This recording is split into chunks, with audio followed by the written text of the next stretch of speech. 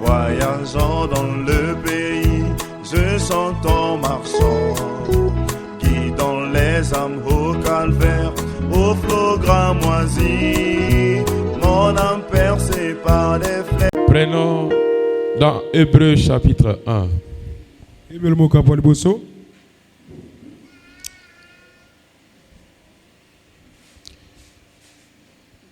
Oui, nous continuons.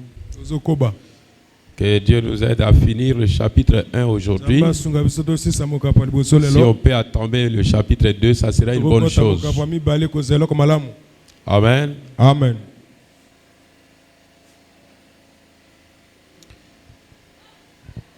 Oui.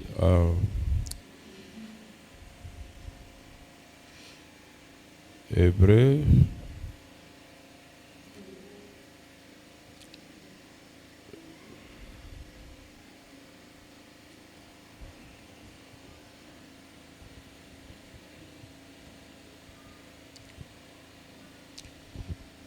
Nous allons recommencer la lecture du verset 1.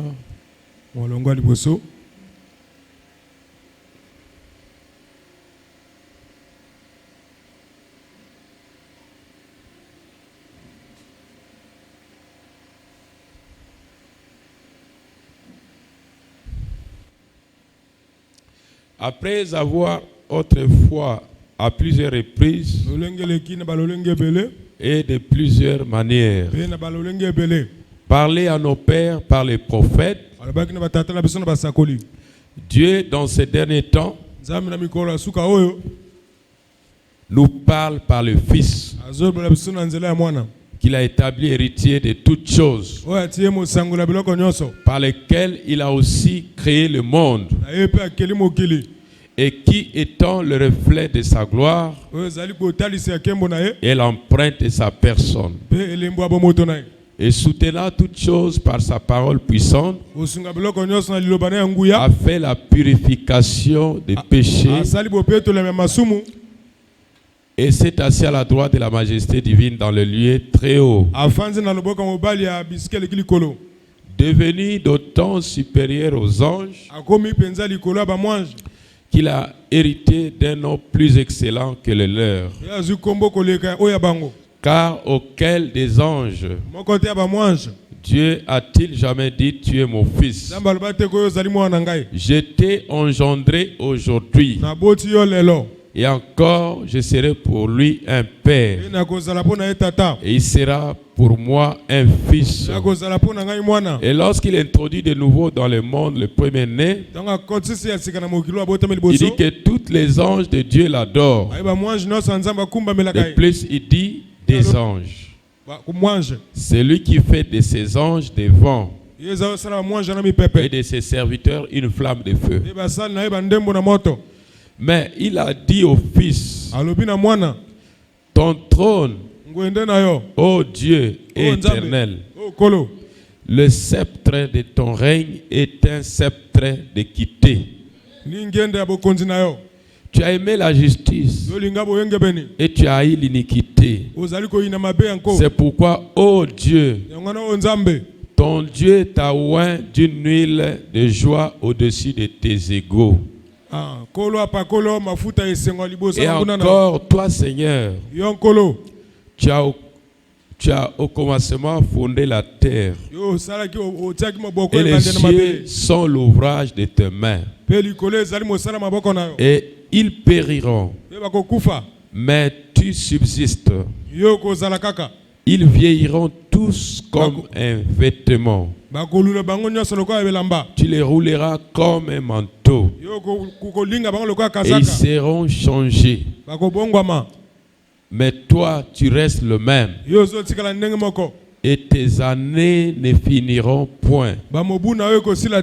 Et auquel des anges a-t-il jamais dit, assis-toi à ma droite, jusqu'à ce que je fasse de tes ennemis ton marchepied?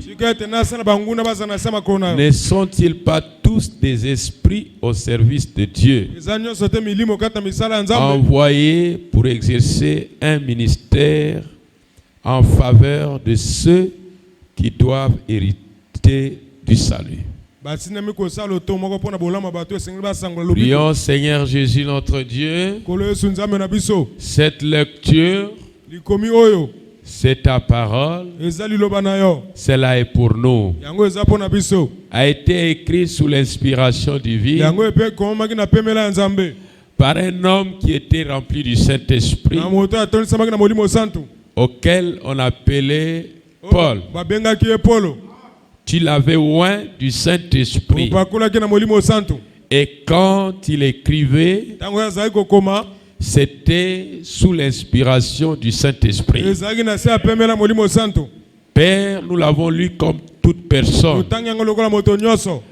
Seigneur Jésus, pour que cette parole devienne opérante, cela a besoin de toi. Cela a besoin du Saint-Esprit. Seigneur Jésus, je ne connais rien, Seigneur. Je ne peux rien leur dire. Car il est écrit, dans ces derniers jours, Dieu nous parle par le Fils. Père éternel, permets que je sois un instrument faible qui ne peut rien sans Jésus. Oh Seigneur, circoncis mes lèvres.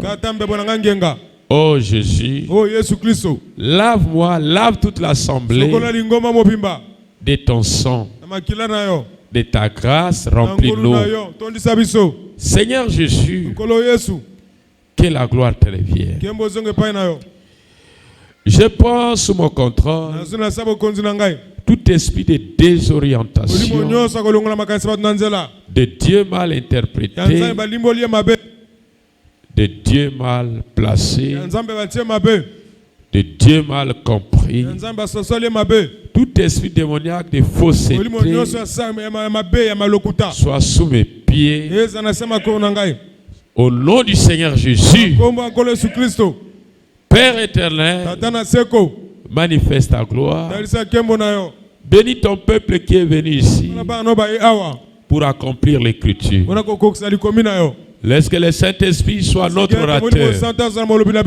S'il y a quelque chose qui empêcherait qu'une prière soit exaucée, je te prie d'enlever, de pardonner tout ce qui ne loue pas ton nom, tout ce qui est iniquité, tout ce qui est manquement, tout ce qui ne peut pas dire amen, d'enlever cela au milieu de nous. Seigneur Jésus, de ne placer que la joie du salut, de ne placer que le Saint-Esprit. Que toute puissance de l'ennemi qui ne confesse pas le nom du Seigneur Jésus s'écarte loin de la réunion au nom du Seigneur Jésus, et que le Saint-Esprit soit le maître et que la présence du Saint-Esprit puisse dominer cette réunion, puisse conduire cette réunion au nom du Seigneur Jésus. Que je sois un instrument qui est lavé par le sang de l'agneau, afin que tout ce qui sortira de ma bouche ne soit pas ma connaissance, et que cela soit la parole de Dieu inspirée par le Saint-Esprit. Bénis chaque attendement, bénis chaque âme, bénis soit les anges, bénis soit l'ange puissant, bénis soit notre orateur le Saint-Esprit, bénis soit le nom du Seigneur Jésus. Béni soit l'auditoire invisible. Béni soit l'auditoire visible. Béni soit toutes les présences. Et nous implorons miséricorde à toutes les retardataires. Que la grâce abonde. Que la gloire de Dieu abonde au milieu de nous. Que la lecture de cette parole sainte soit encore bénie et acclamée. Au nom du Seigneur Jésus, et que le nom de Jésus puisse prendre la commande de cette réunion. Merci Père. Bénis mon frère qui m'interprète. Fasse de lui un bon interprète. bénis chaque service. Au nom du Seigneur Jésus-Christ. Amen. Amen. Amen. Amen.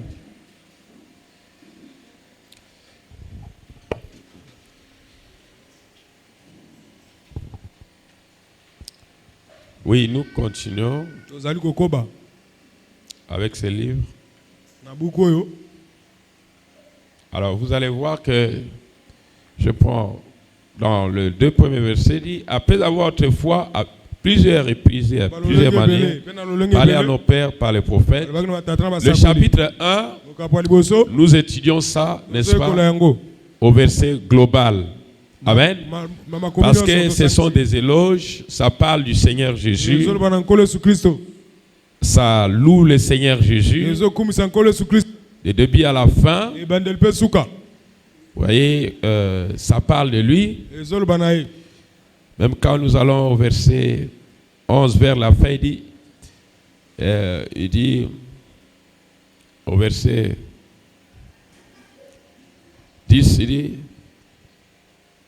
on avait beaucoup parlé du verset 1, verset jusqu'au verset 10, il dit, ah, et encore toi Seigneur, tu as au commencement fondé la terre, et les cieux sont l'ouvrage de tes mains. Ils périront, mais tu subsistes. Ils vieilliront tous comme un vêtement. Tu les rouleras comme un manteau. Et ils seront changés, mais toi, tu restes le même. Tout ça, ça parle du Seigneur. Amen. Amen. Nous avions dit que le sujet principal, c'est la différence entre Jésus, le prophète, avec d'autres prophètes Voilà. Amen. Amen. Mais le thème principal, c'est la séparation de l'Ancien Testament et le Nouveau Testament. Vous voyez, ce qui est Jésus-Christ. Alors, le chapitre 1 parle du Seigneur Jésus. Amen. Amen. Vous voyez que nous avions compris cela, qu'en ces derniers jours, Dieu nous parle par le Fils. Mais dans les anciens temps, Dieu nous parlait par le prophète. Mais dans ces derniers temps, nous a parlé par le Fils, qu'il a établi héritier de toutes choses. Amen. Amen. Alors nous avions compris que dans l'Ancien Testament, la parole venait aux prophètes. Amen. Amen. Mais chaque prophète avait l'esprit de Christ. Oui, nous avions démontré ça pour ceux qui n'étaient pas là. Alors, nous allons voir, par exemple, Dieu avait envoyé Élie, Jérémie, Ésaïe, et jamais ils appartenaient à une église ou à un groupe. C'est des gens qui, or, n'est-ce pas, les religions, hors le groupe du temps, ils sortaient. Ils étaient des interdénominationnels, c'est-à-dire ils n'appartenaient pas à une église. Quand Dieu appelait un prophète, Dieu traitait avec ces derniers, mais cela s'est passé entre Dieu et le prophète. Un grand prophète de l'âge, quand on parle de Jérémie, c'est pas qu'il appartenait à une église. Dieu avait déjà une mission destinée pour lui avant même qu'il ne soit question de sa naissance. Dieu avait une mission. Dieu l'avait déjà choisi, établi prophète dans le sein de sa mère. Amen. Amen. Et quand il venait à son jour, il ne venait pas pour aller témoigner ou parler, n'est-ce pas, de religion ou de leur groupe chrétien. Il venait avec les sites de l'Éternel, avec un message pour son âge. Amen. Amen. La parole de Dieu venait au prophète.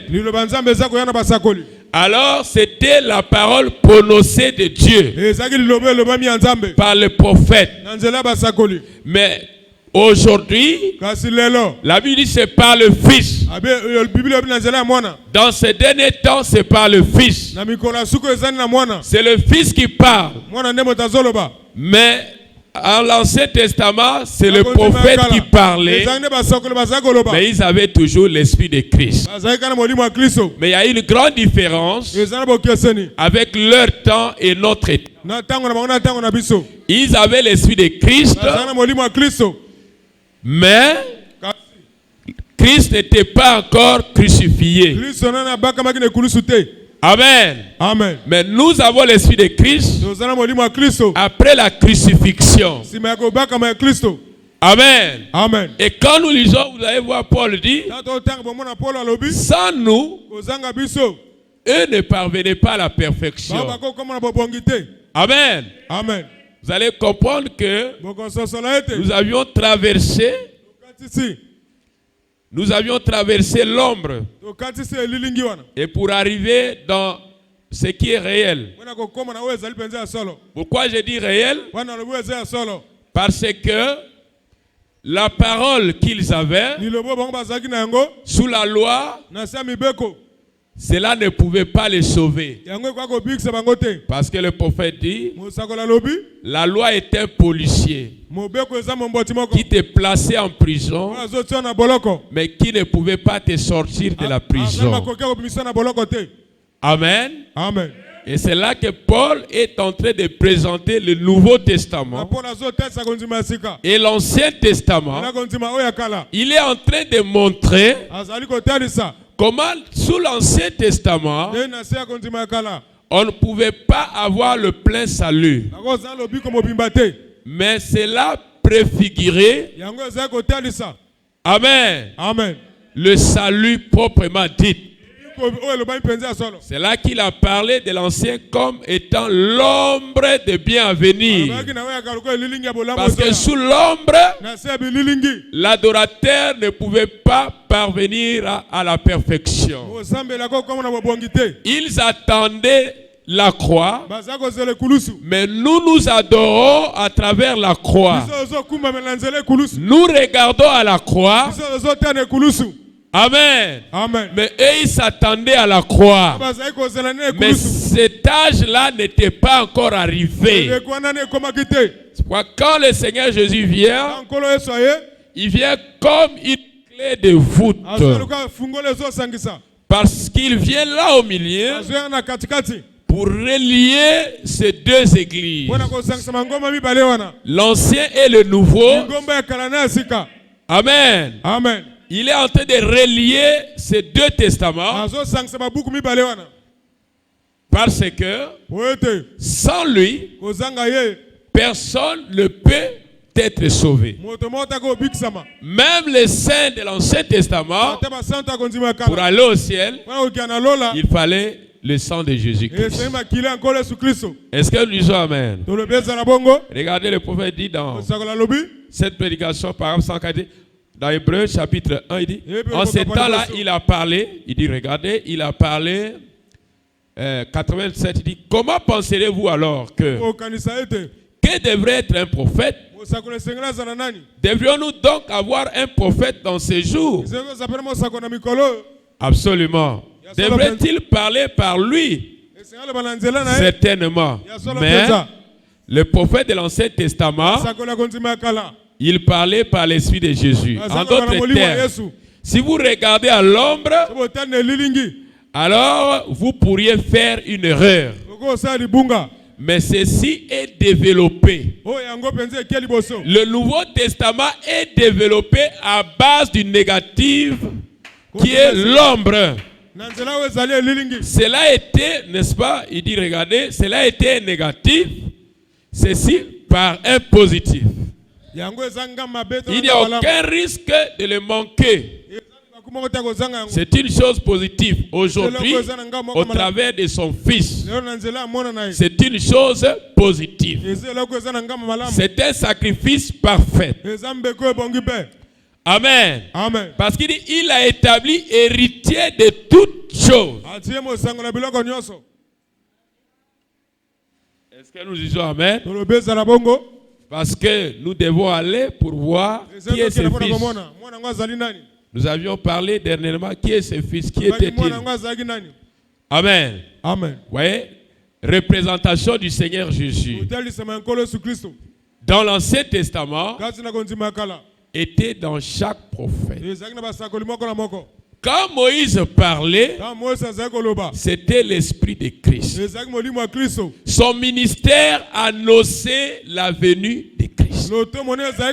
Quand Jérémie parlait, Abraham dit c'était l'Esprit de Christ en lui qui annonçait, qui préfigurait l'âge futur.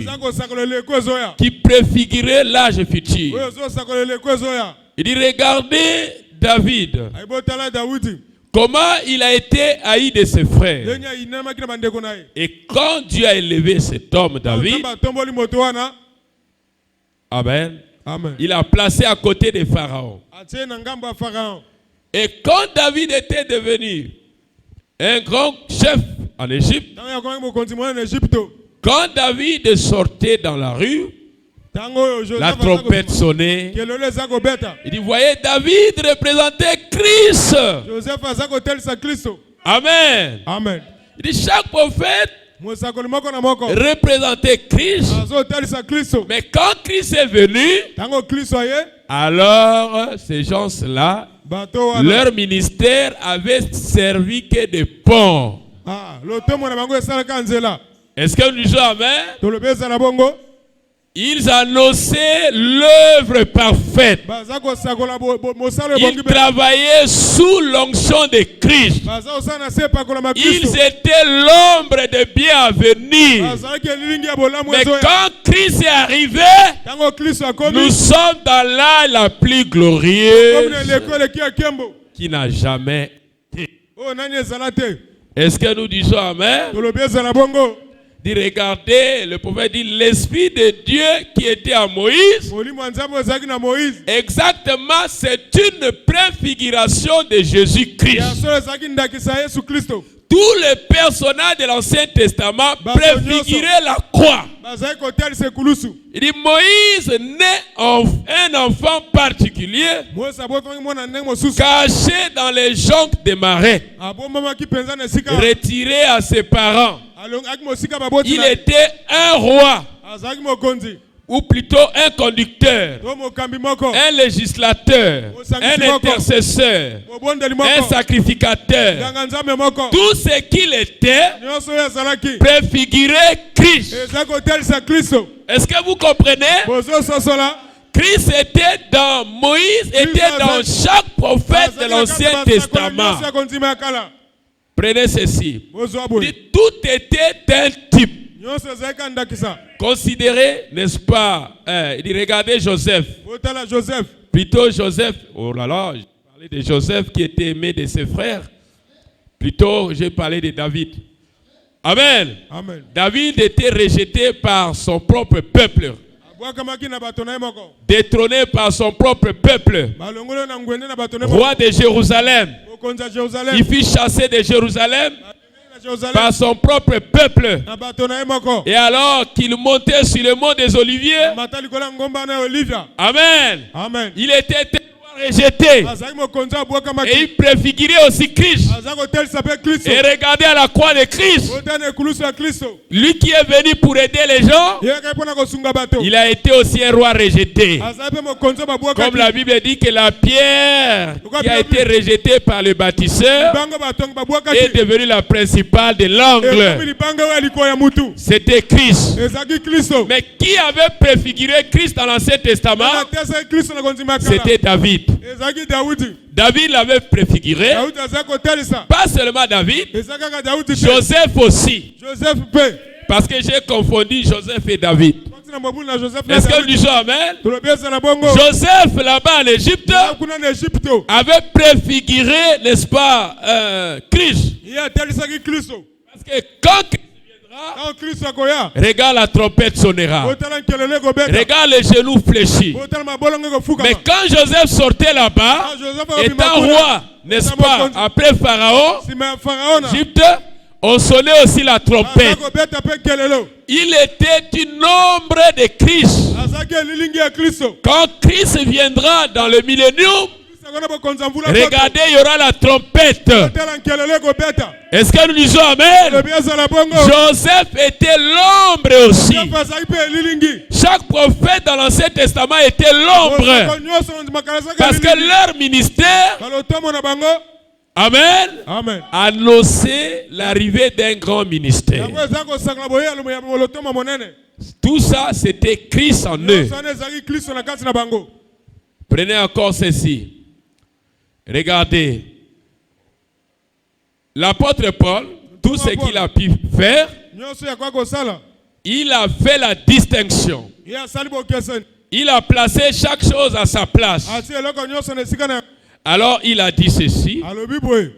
Paul s'était là, il dit, mais sans nous, regardez, il dit, sans nous, eux n'allaient pas avoir ces saluts-là. Parce que la perfection, c'est ça qui amène le croyant au salut. Il dit, regardez, la loi est un type de la grâce. Mais la loi n'avait point en elle la puissance de sauver. La loi était seulement là. Amen. Il pouvait dire, tu ne tueras point, tu ne commettras point d'adultère, tu ne feras point ceci, et il te laisse comme ça.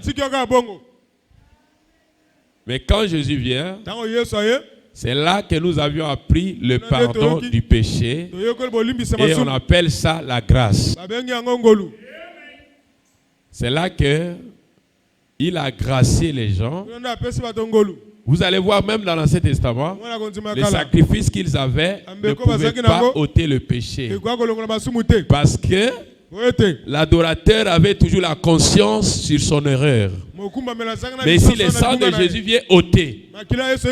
Autrement dit, quand tu pries et que tu es sous le sang, Dieu est obligé de descendre. Dieu ne te voit plus. Il voit seulement le sacrifice de la croix.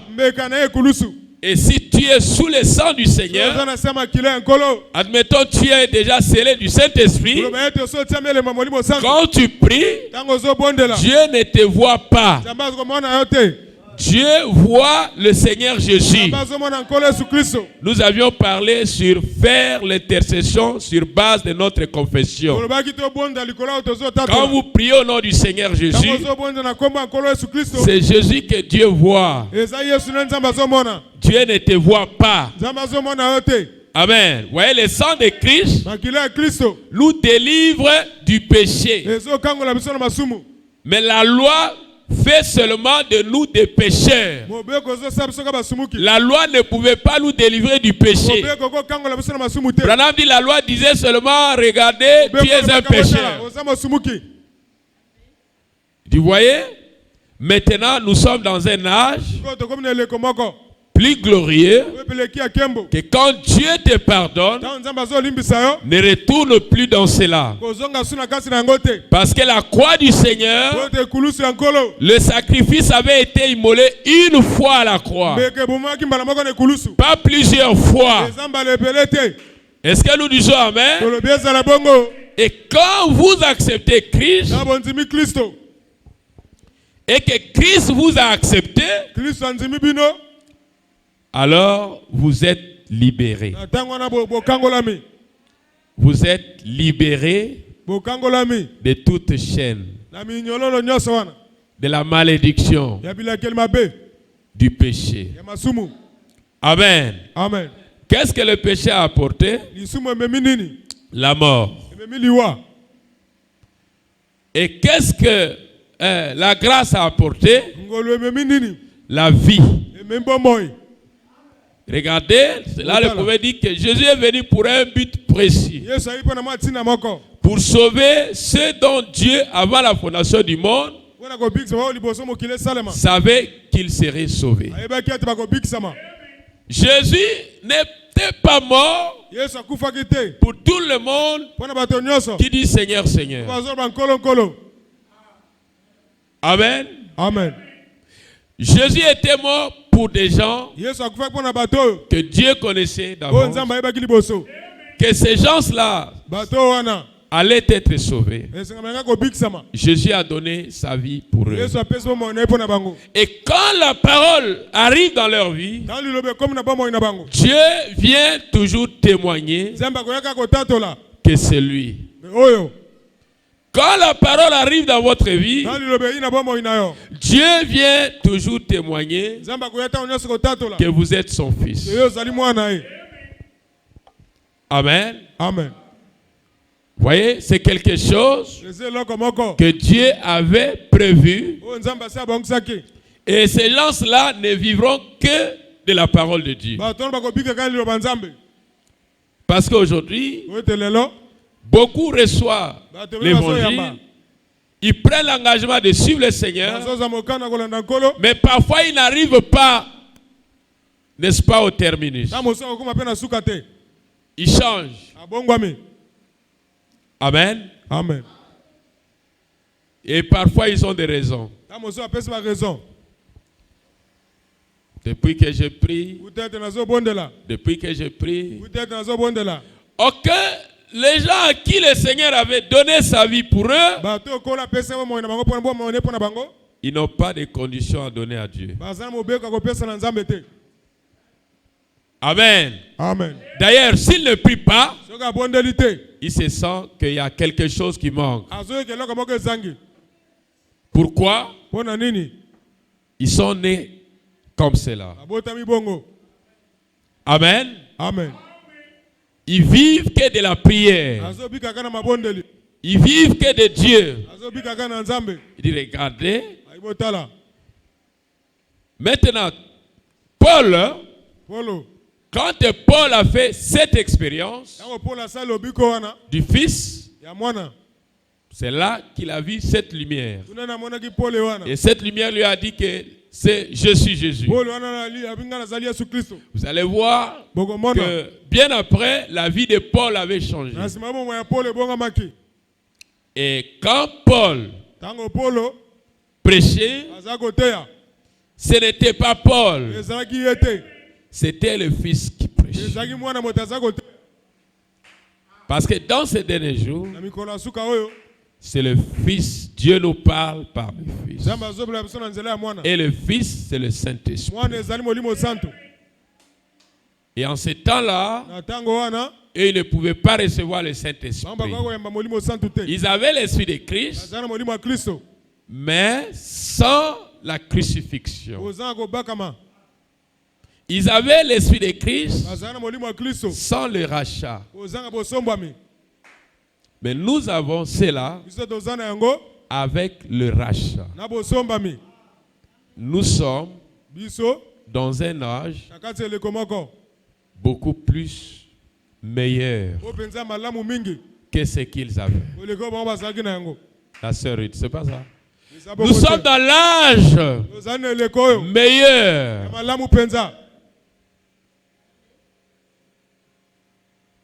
Amen. Amen. Si les adorateurs d'aujourd'hui peuvent recevoir la révélation qui leur dit que ils ont un testament qui est le parfait des testaments, ils auront plus de foi et ils feront plus parce que nos anciens là voudraient voir notre âge, mais ils n'ont pas eu ces privilèges. Amen. Amen. Mais nous sommes dans cela. Et si Dieu vous révèle que vous êtes dans cela, j'ajouterai cela à l'autre verset.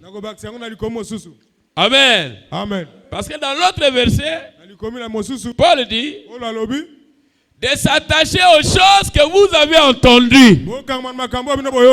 De ne pas laisser cela s'éloigner de vous. De rester fidèle à cela.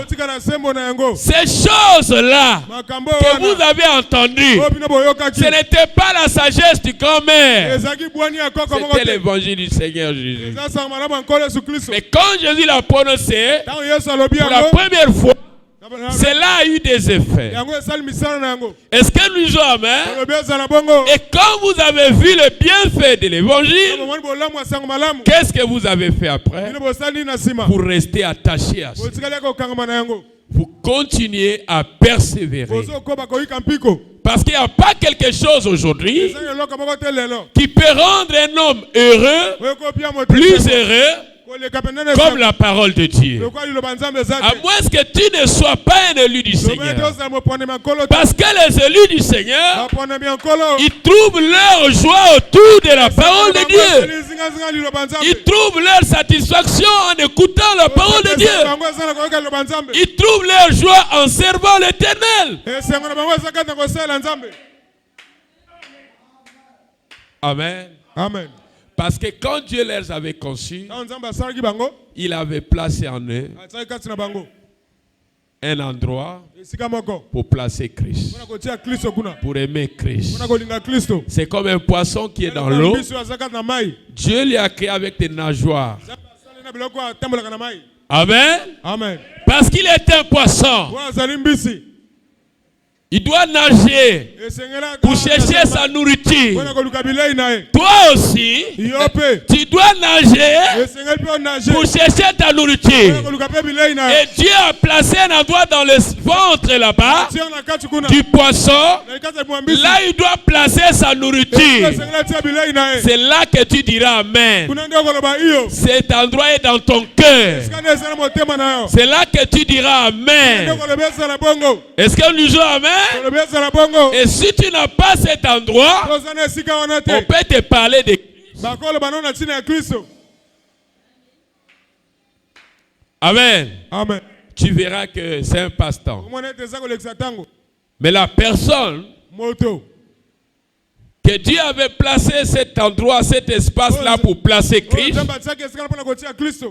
quand il entendra la voix, vous allez voir qu'il restera, il s'accrochera.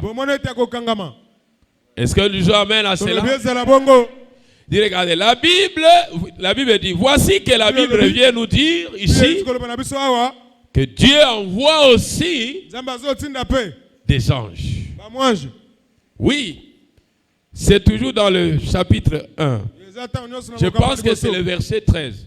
Il dit, auquel des anges a-t-il jamais dit, assis-toi à ma droite, jusqu'à ce que je fasse de tes ennemis ton marchepied? Ne sont-ils pas tous des esprits au service de Dieu, envoyés pour exercer un ministère en faveur de ceux qui doivent hériter du salut? Amen. Amen. Dieu envoie des anges. Autrement, des esprits. Des anges, ce sont des envoyés. Mais des esprits angéliques. Celui qui prêche ou qui prêchera. Si moi, Dieu m'a choisi pour apporter la parole de Dieu et que je suis un ange, parlons l'ange qui est le grand prophète de l'âge. Dieu a placé un ministère dans William Branham pour apporter la parole de Dieu. Mais le ministère qui est dans lui là, c'est ce que nous appelons un esprit. C'est ça l'ange pour prêcher. Et cet esprit-là, qui est l'esprit de Christ, c'est un ministère. C'est ça normalement qui doit prêcher. Quand un ministère prêche, c'est l'esprit de Christ C'est ça l'ange. C'est un esprit. C'est une qualité du Seigneur qu'il place dans le prophète. Et quand le prophète se mettra du haut de la chair, il va commencer à parler de Dieu. Alors l'ange, le ministère là, c'est ça qui va commencer à décortiquer la parole de Dieu. Amen. Amen. Donc Dieu a placé dans chaque homme, Dieu a placé cet ange, ce ministère. Un ange qui est dans un homme pour prêcher. Je vous avais dit, quand la voix là est sortie dans ma bouche, prenez cette eau, n'ayez pas peur, je suis un serviteur de Dieu. Je n'avais pas bougé ma bouche. Et j'avais compris que c'est l'ange de mon ministère qui parlait dans ma bouche comme si cela était moi. C'est cela le ministère. Ce sont des anges, ce sont des esprits. Les anges, ce sont des esprits envoyés par Dieu pour apporter une nouvelle ou pour apporter la parole dans une église ou pour apporter la parole dans un art. Ce sont des ministères. Et les ministères, c'est ce que nous appelons des esprits angéliques. C'est ça qui se trouve dans les hommes appelés de Dieu.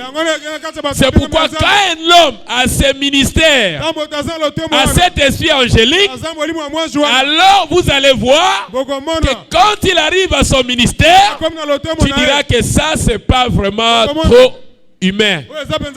Il y a quelque chose du surnaturel. Parce que humainement, un homme ne peut pas arriver à ce stade-là. Oui, c'est pas un homme. Est-ce que nous jouons amen? Mais nous n'oublions pas que il y a aussi des anges. Il y a des anges de la bonne nouvelle. Il y a des anges de la fausse nouvelle. Est-ce que nous jouons amen? Il y a des messagers de la fausse doctrine. Il y a des messagers de la vérité. Et tous ont de l'onction. C'est là que nous devons maintenant aller doucement. Est-ce que vous me comprenez? Le messager de la bonne nouvelle et le messager de la fausse nouvelle, tous ont de l'onction. Et quand nous allons doucement, c'est pour savoir comment faire la distinction. Comment ils pouvaient savoir que celui-ci dit la vérité. Ou ce message que nous avons reçu, c'est Dieu qui nous l'a envoyé. La Bible dit dans l'Ancien Testament, ils avaient l'Urim Tumim. Amen. Amen. Peu importe, l'Urim Tumim devait confirmer la chose. Une inspiration, une onction, un message de prophétie ou quelque chose venant de la part du Seigneur devait passer au test. Amen. Amen. Cela devait passer au test. C'est pas mauvais de prouver la chose qui est en vous. Amen. Amen. Tu dois aimer les bonnes choses. Dieu n'est pas dans le faux. Dieu, c'est les bonnes choses. Éprouver les esprits. Vous voyez? Pour savoir s'ils sont de... Les anges, ce sont des esprits. Amen. Amen. Qui vient, que Dieu envoie. Il peut apporter un message de prophétie. Il peut apporter un message de la prédication pour fortifier l'église. Il peut apporter telle chose. Mais nous devons tester cela avec l'Urim Tumim. Branham dit, voilà notre Urim Tumim aujourd'hui. Chaque message, nous devons le tester avec cette Bible. Vous voyez notre Urim Tumim? Amen. Amen. C'est vrai que Dieu a donné aussi des dons de juges. Quelqu'un qui a un don pour juger un message. Amen. Amen. Même celui qui a un don de juger, c'est un esprit. Cela est aussi éprouvé par l'Urim Tumim. L'Urim Tumim reste notre principal juge. Amen. Amen. Oh tel frère nous a amené tel message. Nous devons comparer si cela ne contredit pas Dieu. Si cela est conforme avec les Écritures. Oh, il prêche bien. Oh, il fait des miracles. Nous devons comparer ces miracles-là avec l'Urim Tumim. Même si cela semble être un peu comme réel, si cela ne concorde pas avec la Bible, nous dirons que ce n'est pas de Dieu. Amen. Amen. Regardez. Vous allez comprendre quelque chose. Que tous les dons, tous les ministères devaient faire quoi? Devaient parler de Christ. Est-ce que nous comprenons cela? Mais si vous avez l'esprit sur un frère, au lieu de parler de Christ, au lieu de travailler pour le Seigneur, mais cela dit non, ce n'est plus l'heure d'écouter encore Jésus. Notre Dieu aujourd'hui, nous devons adorer tel homme. Nous saurons que c'est un mauvais esprit. Amen. Amen. Il peut aussi avoir de l'onction. Il peut aussi faire le miracle. Mais avec une mauvaise onction. Avec un mauvais esprit. Ça commence à changer. C'est ça la parole de Dieu. Est-ce que vous me comprenez? Il faut que vous soyez au milieu. C'est vrai, la Bible dit que les signes et les miracles accompagneront ceux qui auront cru. Satan aussi est venu par la même voie. Parce que la Bible dit que dans les derniers jours, l'esprit antichrist serait proche de séduire, si cela était possible, même les élus. C'est-à-dire, il va ressembler comme à la vraie chose.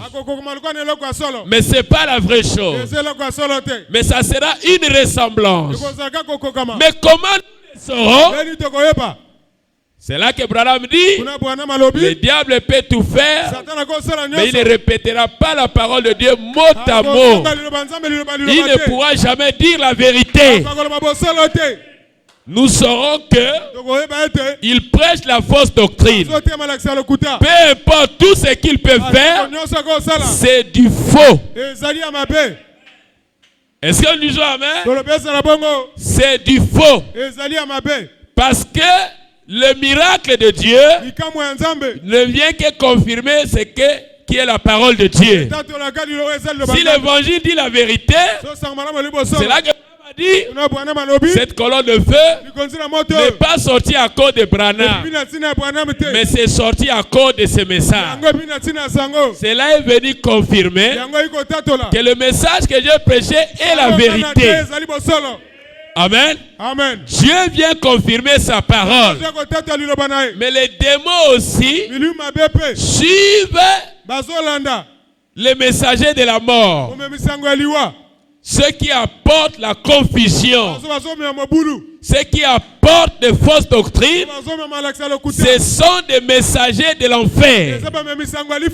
Est-ce que nous disons amen? Comment ils apportent la fausse doctrine? Ils changent l'adoration. Au lieu de Jésus, ils placent Branham. À la place de Jésus, il place un homme. Et il commence à adorer un homme. Vous saurez que ça, ce sont des faux prophètes. Est-ce que nous disons amen? Parce que ne peut recevoir l'adoration que le Seigneur Jésus. Pourquoi le Seigneur Jésus? Il est le Dieu des prophètes. Il était dans chaque prophète. Jésus était dans chaque prophète. Et nous avons vu que même le Melchisédek, qui avait rencontré Abraham, qui n'avait ni père ni mère, plus tard, ce Melchisédek-là, plus tard, est-ce que vous dites amen à cela? Il était devenu Jésus. Ce même Melchisédek-là était devenu Jésus.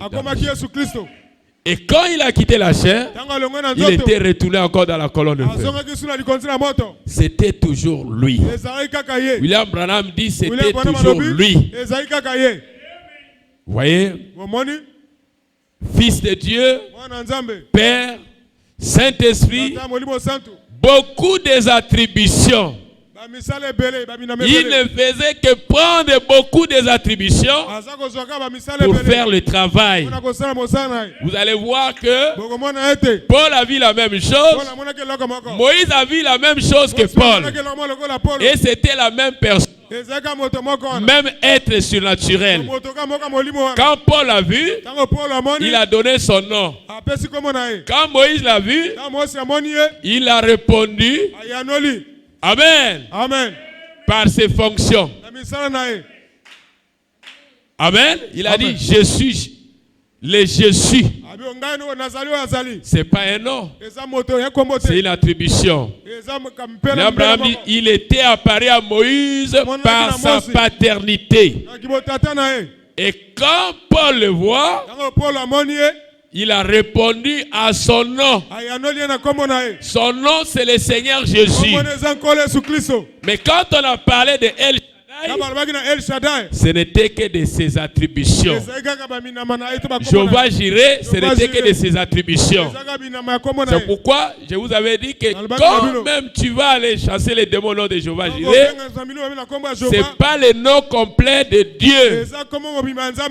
Jéhovah Jireh, autrement le Dieu pourvoyeur, c'est incomplet. Il n'était pas seulement Jéhovah Jireh, il était aussi Jéhovah Rapha, le Dieu guérisseur. Il n'était pas seulement cela, il était le Dieu porteur des saints. Il n'était pas seulement cela, il était le Dieu sauveur. Il n'était pas seulement sauveur. Amen. Amen. Il était le Dieu compatissant. Il n'était pas seulement le Dieu de la compassion. Amen. Amen. Voyez, il était aussi le Saint-Esprit. Mais c'est dans le nom de Jésus où se trouvent toutes les fonctions de Dieu. Le nom du Seigneur Jésus, c'est le nom de Dieu. C'est là où se trouvent toutes les attributions. Son nom humain. Amen. Amen. Son nom éternel aussi. Est-ce que nous disons amen à cela? Regardez. Qu'est-ce qui se passe? Maintenant, nous avions fini avec, n'est-ce pas, l'Ancien Testament. Et nous sommes dans le Nouveau Testament. Mais quand nous arrivons dans le Nouveau Testament, maintenant on parle de la perfection. Et la perfection, dans le Nouveau Testament, c'est ça qui fait que qu'un adorateur, amen, amen, qui a déjà atteint la perfection, voyez, peu importe, ne puisse plus rétrograder ni retourner dans le monde. Parce que quand tu atteins la perfection, tu es scellé du Saint-Esprit, alors il y a quelque chose. Si quelqu'un va vous dire que les gens qui ont reçu le Saint-Esprit, Tu peux recevoir le Saint-Esprit et aller en enfer. Comment quelqu'un qui a le Saint-Esprit peut aller en enfer? Je ne sais pas qui disait ça. C'est impossible. Tu as reçu la confiance de Dieu. Dieu a témoigné de toi. Dieu t'a scellé. Vous voyez? Peut-être ils avaient mal interprété l'écriture qui dit qu'il est difficile à quelqu'un qui a reçu la lumière de cet évangile qui soit tombé et qui revienne encore, qui a reçu la connaissance de la vérité, qui soit tombé et qui revient encore. Le prophète avait interprété cela. Il dit recevoir la connaissance. C'est pas recevoir cela. C'est pas recevoir la vérité. Tu as reçu la connaissance. Mais tu n'as pas reçu Christ. Amen. Amen. Tu peux recevoir la connaissance. Qui est Christ? C'est qui il est. Mais recevoir Christ, recevoir le Saint-Esprit. Oui, Branham a interprété ça. Il dit celui qui a la connaissance n'a pas reçu la vérité. Parce que quand vous recevez Christ, la vérité, vous êtes scellé. Non. Même Romains 8 vient même contredire tout cela. Parce que Romains dit, il est difficile. Vous savez ce qui est écrit dans Romains? Il dit quoi? Ceux qui sont en Christ, il n'y a plus de condamnation. Ah. Est-ce que vous comprenez quelque chose? Que ceux qui sont déjà en Christ, il n'y a plus de condamnation pour eux. Ils sont déjà passés de la mort à la vie. Mais avoir Christ, c'est avoir le Saint-Esprit. Mais quand tu as le Saint-Esprit, la Bible dit, tu passé de la mort, tu n'as plus de condamnation. Alors Christ vivra en toi. Christ ne va plus t'animer à faire ce que tu faisais avant. Parce que tu marches maintenant avec Christ. Est-ce que nous disons Amen? Je voulais équilibrer quelque chose. Cela peut arriver que quelqu'un qui a le Saint-Esprit puisse commettre un gaffe. Est-ce que vous me comprenez? Il a le Saint-Esprit, il peut commettre une erreur. Mais pas c'est-à-dire, il ne le fait pas sciemment, quoi. C'est-à-dire, comment? Il ne le fait pas, il le fait pas indépendamment, comment vous appelez? De sa volonté. Tu ne le fais pas par ta propre volonté. Mais quelque chose peut arriver, et tant qu'humain, mais Dieu te demande d'arranger cela. Parce que les gens, on avait posé cette question à William Branham. Il avait répondu comme je vous dis. Parce que certains pensent que quand il a le Saint-Esprit, il ne peut pas commettre une erreur. Non. Pourquoi j'ai dit non?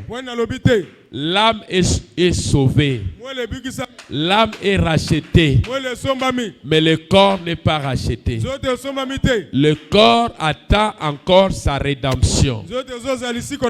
Amen. Amen. C'est pourquoi il y aura toujours un combat entre ton esprit et ton corps. Le corps n'a pas encore reçu sa pleine rédemption. Est-ce que vous me comprenez? C'est des choses que je ne peux pas dire le dimanche. Est-ce que vous me comprenez? Étant donné que vous portez ce corps, a toujours, n'est-ce pas, il va se combattre avec votre esprit. il a des désirs opposés, mais le Saint-Esprit en vous, il va dominer cela. Est-ce que nous disons Amen? C'est pourquoi s'il n'y a pas encore le Saint-Esprit, même l'argent va commencer à vous commander. Est-ce que vous me comprenez? C'est pourquoi on dit d'abord le Saint-Esprit, parce qu'il vient pour dominer, pour commencer à téléguider ton corps. Mais malgré ça, le corps peut des fois aussi t'induire en erreur. Mais qu'est-ce qu'un chrétien fait? Il vient réparer cela. Et parfois, il y a des pasteurs qui n'aiment pas dire cela devant leur église. Mais il faut dire toute la vérité aux enfants de Dieu. Il ne faut pas les garder dans la poche. Sinon, Branham le disait, c'est que je vous dis, le prophète l'a dit. Il faut dire aussi aux enfants de Dieu. Amen. C'est pourquoi tu es sorti de la poussière, tu vas retourner à la poussière. Tu portes ce qui est faillible. Alors, qu'est-ce que Dieu pourra faire? Tout ce que Dieu peut faire, c'est pouvoir, n'est-ce pas, te sceller. Après que tu as eu la confiance de Dieu, Dieu va te sceller. Il va placer ce sceau de Christ. Et quand tu as ce sceau, tu es un fils de Dieu sauvé. Tes péchés sont... Amen. Amen. Ça veut dire... Tu peux accepter maintenant la correction. Ce n'est qu'un fils de Dieu. Branham dit, un fils de Dieu accepte la correction. Accepte de pardonner. Parce qu'il a maintenant un cœur nouveau. Il n'a plus un cœur de pierre. Il a un cœur qui peut pardonner. Et dans ce cœur, Dieu place le Saint-Esprit. Un esprit nouveau, un cœur nouveau. Amen. Amen. Et s'il fait quelque chose de mal, on le corrige. Et il ne va pas changer d'attitude. Il accepte la correction. Il est une brebis. Ça ne veut pas dire que la brebis est parfaite. S'il essaie d'aller de l'autre côté, le berger prend le bâton du berger et il revient. Pourquoi? Parce qu'il a déjà la nature de la brebis. Et cette nature-là, c'est la nouvelle naissance qui place cela. Et s'il n'y a pas la nouvelle naissance, vous n'aurez pas la nature de la brebis. Quand on te parlera, tu vas griffonner ton visage et tu vas quitter l'église. Il suffit que le pasteur prêche sur quelque chose que tu n'as pas apprécié, allez, tu fouilles l'église. Parce que tu n'es pas encore né de nouveau. Parce qu'une brebis, c'est comme un enfant. Jésus a considéré le royaume de Dieu ressemble aux petits enfants. Tu peux taper cet enfant, mais il reviendra toujours vers toi. Parce qu'il sait que c'est ma maman, c'est mon papa, je n'ai pas où aller. Mais kasi mwana mopaya, akokima na yenda. Amen. Amen. Pourquoi? Parce qu'il n'a pas la nature de Dieu en lui. Voilà ce que l'œuvre de la croix nous a fait. Qui est Jésus? Jésus, c'est le Dieu de tous les prophètes. Qui est Jésus? Jésus, c'est le chef de tous les anges.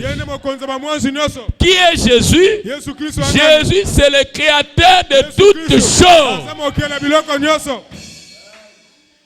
Quand Moïse est mort, Moïse n'est jamais redevenu la colonne de feu. Il est allé se reposer. Quand Jérémie est parti, il est allé se reposer. Quand tel prophète est parti, il est allé se reposer. Mais quand Jésus est parti, il est encore revenu. Il est toujours là. Il a changé seulement de forme. Il est toujours une lumière. Il est toujours un feu. Ce qu'il était, sa première forme en esprit, c'est une lumière. Dieu est lumière. Et c'est cela qui a créé toutes choses. Et quand il a quitté cette forme lumière, c'est là qu'il était devenu chair. Et quand il a quitté chair, c'est là qu'il était retourné dans la forme lumière. Et alors, il demeure dans cette forme lumière. C'est pourquoi quand Paul l'a rencontré, il était une lumière. Et il n'a pas caché, il a donné son nom tel que je suis Jésus. Moïse n'a jamais fait cela. Moïse n'est jamais devenu une lumière. Mais Moïse était l'instrument de cette lumière. Qui est Jésus? Par rapport aux autres prophètes, il est leur Dieu. Jésus est le Dieu de tous les prophètes. Parce que chaque prophète a parlé par son onction, a parlé par son esprit. Mais quand Jésus est venu, il était lui-même. Est-ce que nous sommes amen? Il était lui-même dans la chair humaine. C'est pourquoi les prophètes sont morts. Ils reviendront à la vie. Mais Jésus n'est jamais mort. Parce qu'il avait une œuvre du rachat. Et il a accompli cette œuvre. Et il est retourné dans sa paternité. Un Dieu lumière. Est-ce que nous disons amen? Alors vous allez voir que nous ne parlerons pas de la Trinité étant des personnes, mais nous parlerons de la Trinité des fonctions telles que Père, Fils, Saint-Esprit. Ce sont des fonctions, mais d'un seul Dieu, d'une seule personne. Il n'a jamais eu plusieurs personnes. Mais quand il faisait des choses, il disait ce que j'ai fait, c'est le Père qui demeure à moi.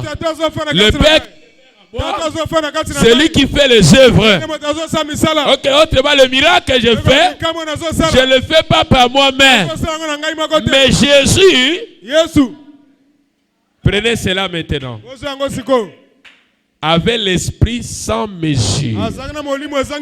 Mais il a donné à chaque prophète une partie de son esprit. Mais lui-même avait l'esprit sans mesure. Mais qui est celui-là qui peut avoir l'esprit sans mesure si ce n'est pas le Créateur lui-même? Seulement le Créateur lui-même qui pouvait avoir l'esprit sans mesure. C'est pourquoi aujourd'hui, si quelqu'un dit toute la plénitude, toute la source de l'océan était dans un homme par là, cette personne-là a menti. Amen. William Branham avait le ministère du Seigneur Jésus. Chaque prophète a manifesté le ministère du Seigneur Jésus. Je vous ai dit que le ministère, c'est l'ange. Ce n'est pas l'homme. C'est un esprit dans l'homme. Mais c'est l'esprit de Dieu. Est-ce que nous sommes amen? C'est pourquoi Abraham dit, voyez des anges, ce sont des esprits que Dieu envoie pour le servir. Qui t'a guéri, ce n'est pas un homme de la chair. Si cet homme a un ange, alors son ange qui marche avec lui, c'est ça la commission. C'est ça la commission. C'est ça le mandat. L'ange là qui marche avec cet homme, c'est lui qui fera des miracles. Mais l'ange, c'est l'esprit. C'est pas un physique. Mais l'esprit là, c'est l'esprit de Dieu lui-même. C'est Dieu en particularité. C'est-à-dire, chacun a reçu une particularité. Moi, je ne peux pas être comme Y. J'ai reçu une partie et l'autre a reçu une partie. Ton corps a plusieurs, n'est-ce pas, membres. Mais chaque membre fait son travail. Amen. Amen. Mais il n'y a qu'un seul esprit qui est dans ton corps, qui doit diriger ton corps. Si ce n'est pas le Saint-Esprit, Amen. Amen. Il y a d'abord ton esprit de vie. Et qu'est-ce que Dieu fait dans cet esprit? Dieu vient placer, parce que cet esprit, cette âme-là avait péché. Dieu vient placer ce que cette âme-là avait perdu. Il vient le placer par le Saint-Esprit. Il te scelle par le Saint-Esprit. Alors tu redeviens une nouvelle créature. Amen. Amen. Ce qui te rend nouveau, c'est l'Esprit de Dieu. L'Esprit de Dieu en toi. Alors, je vais vite. C'est comme si je ne vais pas trop parler. Il est 18h, je vais vous laisser. Au chapitre 2, le verset 1, la Bible dit ici, les 4 premiers versets, la Bible dit, c'est pourquoi nous devons d'autant plus nous attacher aux choses que nous avons entendues, de peur que nous ne soyons emportés loin d'elles. Ce verset-là, le prophète dit que Dieu puisse pénétrer cela en vous. Il dit, je prie que le Saint-Esprit enfonce cela si profondément dans vos cœurs. Nous devons d'autant plus nous attacher aux choses que nous avons entendues. Il dit, quelle sorte de gens devions-nous être après avoir vu les grands Jéhovah descendent, faire le miracle, guérir le malade. Il dit, parfois nous restons assis là comme des excroissances, comme des gens qui ne grandissent pas. Il dit, voyez, si indifférents, malgré ce que nous voyons, malgré ce que Dieu fait, mais les gens restent comme des excroissances sur une souche. Il dit, si indifférent. Il dit, nous devrions chaque minute être occupés à essayer d'amener des gens à Christ. Il dit, l'adoration ne consiste pas seulement à venir à l'église, mais quand vous pouvez parler de quelqu'un, Christ, chez vous au bureau, dans votre maison, dans votre quartier, vous êtes en train aussi d'adorer. Est-ce que nous disons Amen? Parler de Christ. Rester attaché, n'est-ce pas, à la vie de l'évangile. Il dit, nous devrions être des pierres vivantes. Nous ne devrions jamais être paresseux comme nous le sommes. Nous allons à l'église et nous voyons le Seigneur Jésus faire quelque chose, nous bénir d'une manière particulière, et puis nous nous en retournons et disons, oui, c'était une belle réunion. Mais après, il dit, voyez, nous nous réjouissons de cela. Mais après, mais cela n'est pas la chose la plus importante. Et la chose la plus importante, il dit, nous ne devrions pas seulement adorer le Seigneur après la prédication de la parole. Il dit, adorez-le partout. Amen. Il dit, même quand nous sommes au travail. Mais la chose qui est misérable, c'est de voir que les chrétiens, ils sont contents dans l'église. Ils chantent pour Dieu. Ils prient Dieu. Ils font leur prière. Mais quand ils repartent chez eux, ils oublient tout cela et ils rentrent dans d'autres choses. Et voilà le problème. Amen, amen. Amen. Mais ce verset dit, nous devons nous attacher aux choses que nous avions entendues. Donc à la parole de Dieu. Il dit, voyez les hommes, si vous entendez au travail un homme prendre le nom du Seigneur, en vain, tu le redresses. Tu ne vas pas quelque part où on est en train de parler contre Jésus, tu restes tranquille. Il dit non, tu dois dire quelque chose pour élever Jésus. Est-ce que nous disons amen? Parce que toi, Jésus t'a placé ici pour faire sa gloire. Et Dieu tire son compte en toi. Amen. Amen. Il dit, vous voyez?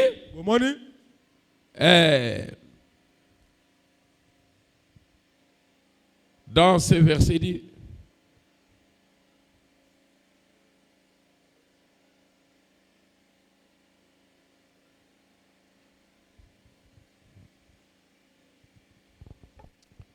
voilà, je voulais lire ici dans Jacques. Qu'est-ce que Jésus a dit? Celui qui écoute ma parole et qui croit à celui qui m'a envoyé a la vie éternelle. Je suis le Seigneur qui guérit. Dans Jacques 5, 24. Qui guérit toutes tes maladies. Amen. Amen. Alors, il dit, peu importe combien d'athées ou d'infidèles ou de sceptiques, Dieu restera fidèle à sa parole. Parce que Dieu a promis. Et quand vous continuerez à vous attacher à cela, Dieu n'aime pas l'échec. Amen. Amen. Dieu honore toujours sa parole. Donc, continuez à donner votre cœur à Dieu. Même dans vos maisons, même dans votre lieu de travail, parlez du Seigneur Jésus. Que Jésus soit l'objet de vos pensées. Amen. Amen. Il dit, quand vous ferez cela, vous serez en train d'adorer. C'est aussi l'adoration. Adorer Jésus partout. Même là où on parle contre lui, toi lève-toi, dis non. Je vois, je connais le merveille que ce Dieu fait dans ma vie. Je ne permettrai pas que vous parlez contre Jésus. Amen. Amen. Alors tu te feras son ambassadeur. Et il t'aimera. Parce que Dieu voit nos gestes, tout ce que nous faisons. Parfois tu peux sortir, mais tu as manqué le temps d'exhorter même une âme là où tu es parti. J'ai béni un frère ici. Parfois il m'appelle. J'étais en train d'exhorter un frère. J'étais en train d'exhorter une... J'étais en train de... C'est ça, ces qualités-là que Dieu cherche. En vous. Partout où vous allez, parlez du Seigneur Jésus. Restez attachés, n'est-ce pas, aux choses que vous avez entendues. Restez attachés à l'évangile.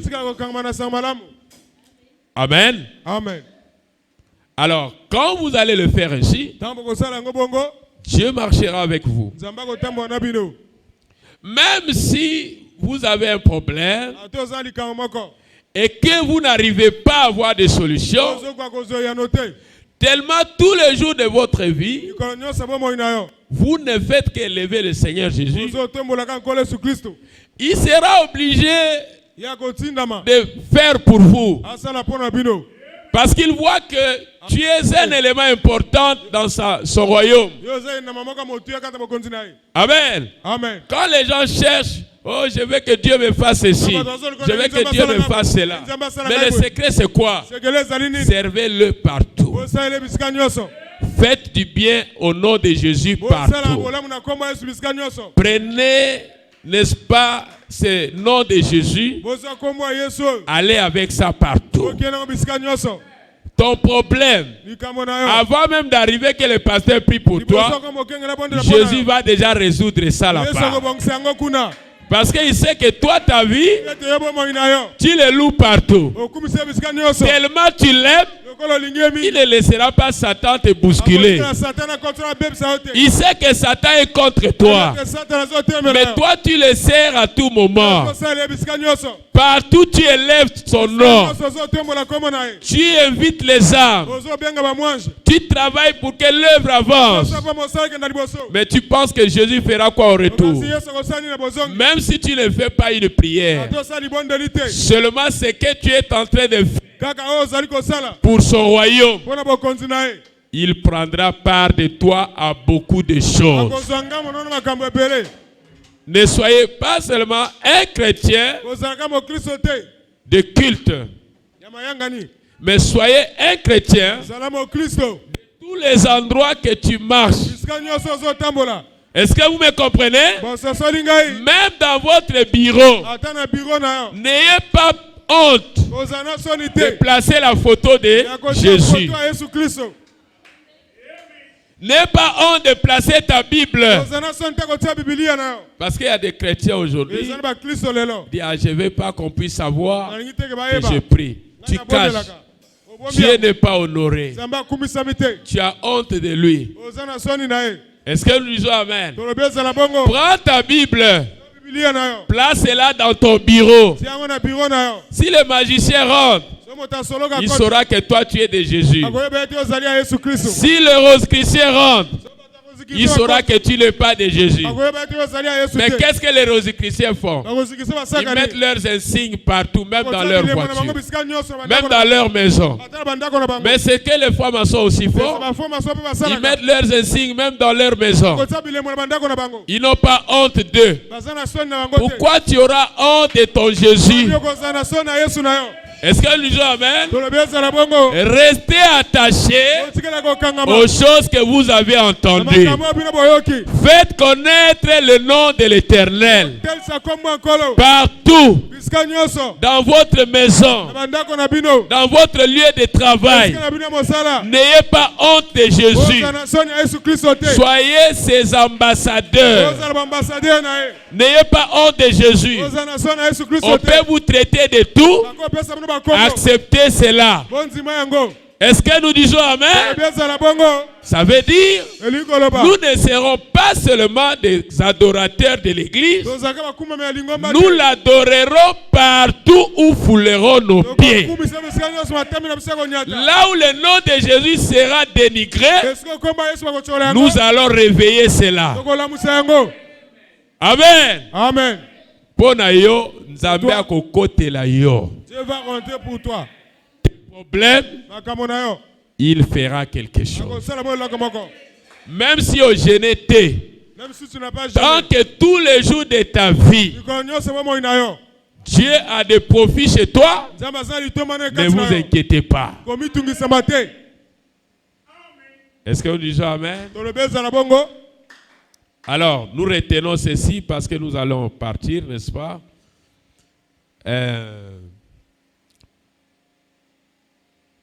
Le verset 3, il dit, comment échapperons-nous en négligeant un si grand salut qui est annoncé d'abord par le Seigneur, nous a été confirmé par ceux qui l'ont entendu.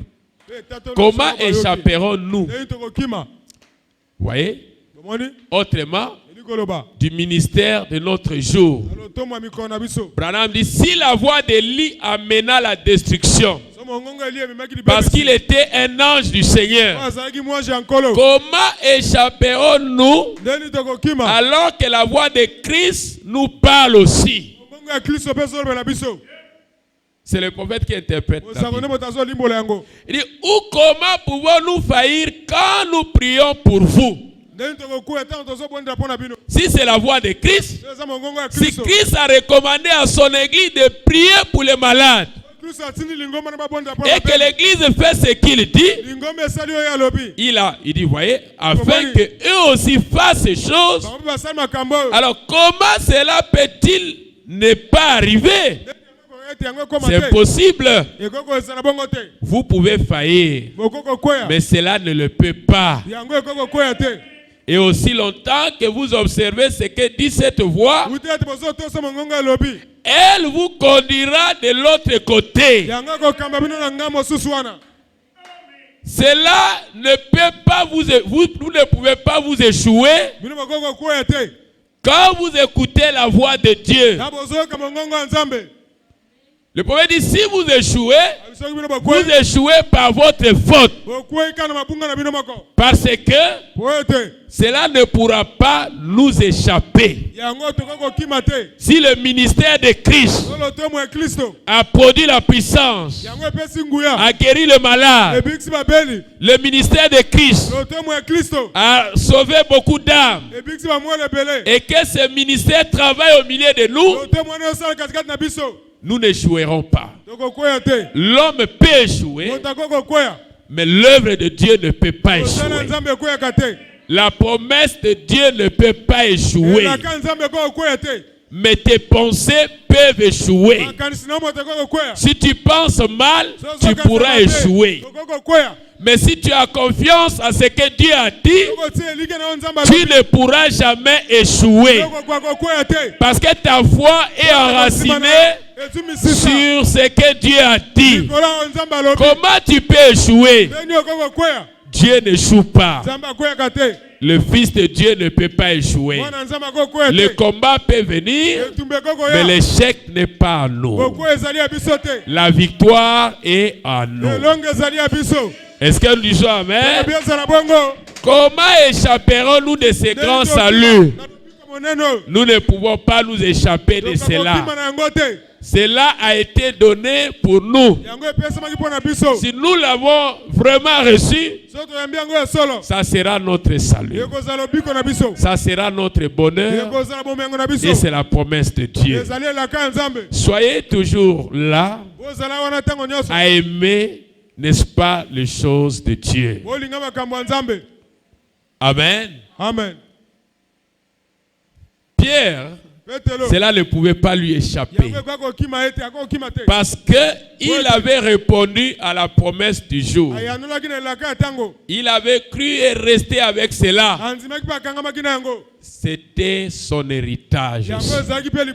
Si c'est l'héritage de Christ, c'est aussi l'héritage de chaque chrétien. C'est ton héritage. Toi qui as cru au Seigneur Jésus, c'est ton héritage.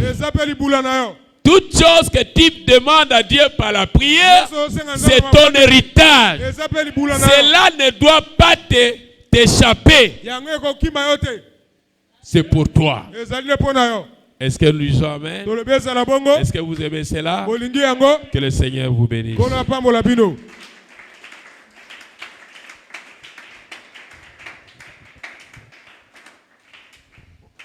Nous allons chanter quelque chose et commencer à prier.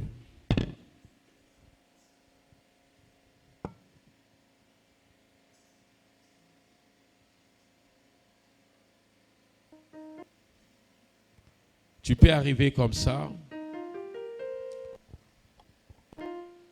Tu es quelque part. Ou là où tu vas travailler. Tu fais quoi? Tu peux chanter un cantique. Tu peux penser, n'est-ce pas, à Jésus. Parce qu'il dit penser à lui. Quand tu as des problèmes, tu peux lire un verset biblique. Tout ça, tu es dans l'adoration. Reviens, Seigneur. Oh, gloire à toi, divin Sauveur. Reviens, nous t'attendons. Toi qui nous as si tant aimés, reviens. Oh, reviens, tes enfants, t'attendant le cœur brisé, les morts, t'as touché à sa fin, reviens, t'attendons. Toi qui abandonnes la trône, reviens, t'attendons.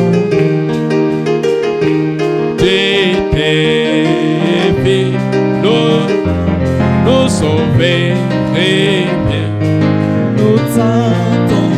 Oh, reviens, reviens, Seigneur, vers tes enfants, t'attendons, le cœur brisé, les